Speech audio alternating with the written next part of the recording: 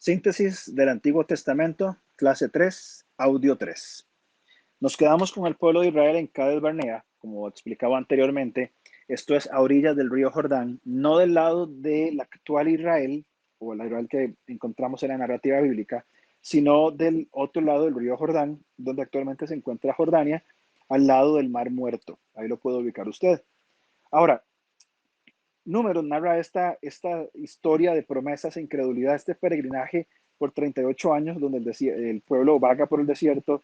La generación que no creyó bien muere en ese lugar y los demás tienen que pagar las consecuencias esperando 18 años más hasta, 38 años más hasta que puedan llegar a los campos de Moab y ya por fin estar a punto de entrar a la tierra prometida. Ahora, el Números termina y nos deja en los campos de Moab. Muy bien. Ahora, en los campos de Moab va a ser el último escrito de Moisés que va a redactar el libro de Deuteronomio. En castellano, Deuteronomio proviene, o la palabra Deuteronomio proviene de la Septuaginta, el término griego, que significa segunda ley. Deuteronomio significa segunda ley, una palabra griega. Pero esto se origina de una mala traducción de capítulo 17, versículo 18, que realmente dice una copia de esta ley. Bien, leo para ustedes Deuteronomio 17, 18. Dice, y cuando se siente sobre el trono de su reino, entonces escribirá para sí en un libro una copia de esta ley del original que está al cuidado de los sacerdotes levitas. Bien, una copia de esta ley, no la segunda ley, porque segunda ley para algunas personas puede ser mal interpretado diciendo que es una ley diferente a la primera. Bien, pero aún si quisiéramos usar el libro de Deuteronomio en lugar de segunda ley, podríamos usar la expresión la repetición de la ley, porque eso es precisamente lo que va a suceder en los campos de Moab, donde nos dejó el libro de Números y donde empezamos el libro, y de hecho se desarrolla todo el libro de Deuteronomio, último escrito de Moisés. En los campos de Moab se repite la ley. Y esto es lo maravilloso de la gracia de Dios, como Lamentaciones dice, que cada mañana son nuevas sus misericordias, sus bondades, es que el pueblo puede encontrar tanta incredulidad, porque podemos mencionar una serie de eventos, podemos mencionar una lista algo extensa de pecados puntuales que el pueblo real cometió y ellos murieron, pagaron las consecuencias. Pero esta nueva generación se le repite la ley.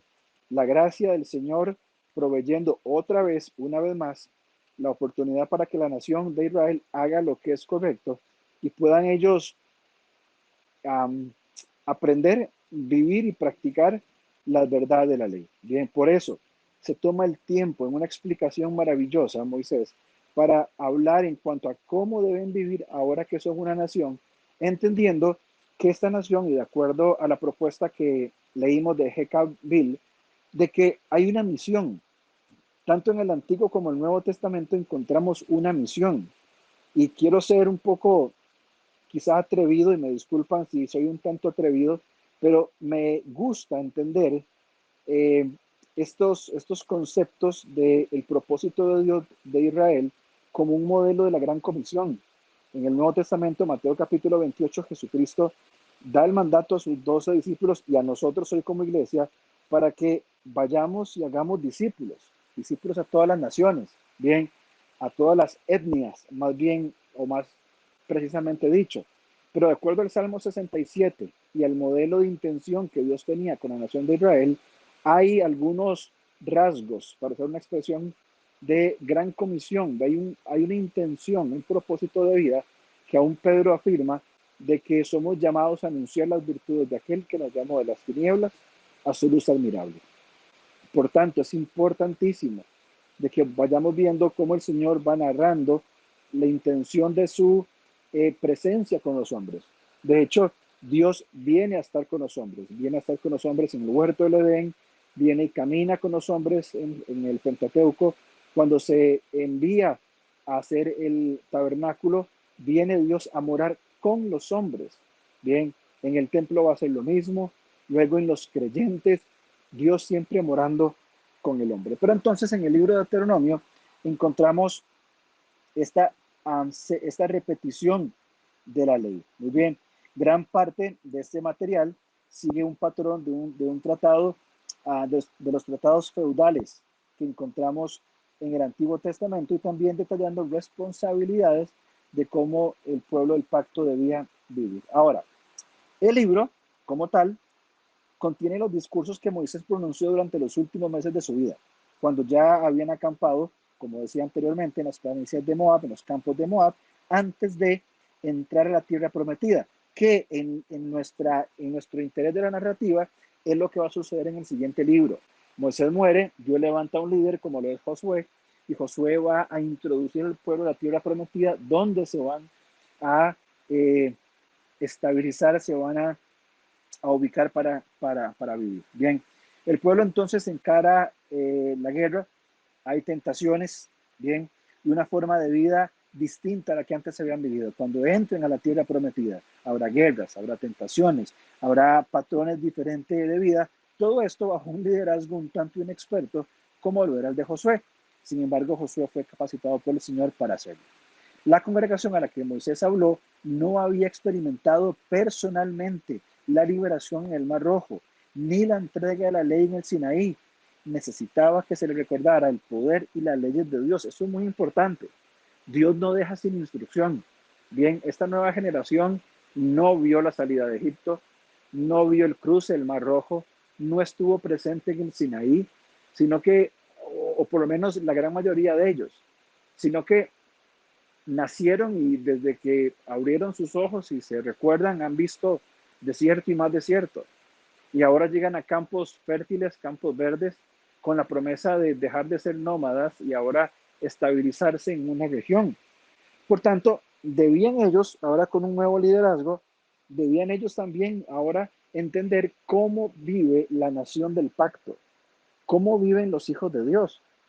Y estas lecciones para las nuevas generaciones es importantísimo que nosotros sepamos también estar constantemente no dando más leyes, más reglas, sino hablando sobre la ley, repitiendo, enseñando lo que el Señor nos dice. Ahora, podemos tomar este libro de Deuteronomio como una constitución para la teocracia que Israel, ya establecida en la tierra, pudiera desarrollar. Bien, encontramos un modelo similar a un tratado feudal de que se desarrollaba en aquellos días. Hallamos un preámbulo en el capítulo 1 al 5. Hay un prólogo histórico, todo un contexto de dónde vienen estas personas. En el capítulo 5 hasta el 26 hay estipulaciones principales, es decir, las principales cláusulas de este tratado feudal. Como punto número 4 hay maldiciones y bendiciones, es decir, las consecuencias de obedecer o no cumplir este pacto del 27 al 30. Y finalmente, algunas disposiciones para la continuación del pacto 31 hasta el 33. Jesús usó Deuteronomio para enfrentar al diablo, para resumir también la ley. Y es uno de los más citados en el Nuevo Testamento.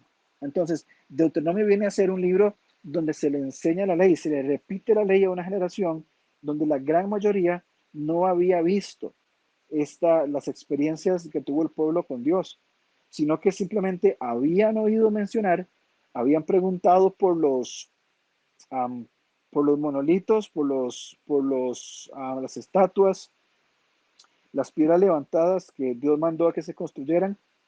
Habían preguntado qué era eso. Y decían, sí, Dios una vez nos liberó de Egipto, Dios una vez nos hizo cruzar el Mar Rojo. Pero ellos nunca lo vivieron. Ahora están a punto entonces de experimentar quién es Dios y qué es lo que está haciendo por la nación de Israel en la experiencia de entrar a vivir en la tierra prometida. Aquella tierra prometida que realmente iba a traer el desarrollo de la nación de donde vendría el Mesías, donde la línea de sangre a partir de la simiente de la mujer, a través de sus hijos, a través de Noé, a través de Sem, a través de Abraham, a través de Isaac, Jacob, de Judá, sus descendientes, va trazando esta línea hasta que un día el Mesías va a nacer.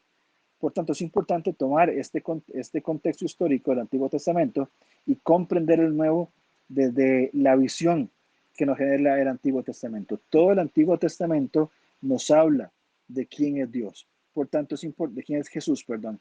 Por tanto, debemos nosotros ser sabios y tomar esta perspectiva para que podamos desarrollar una comprensión más amplia de quién es Cristo.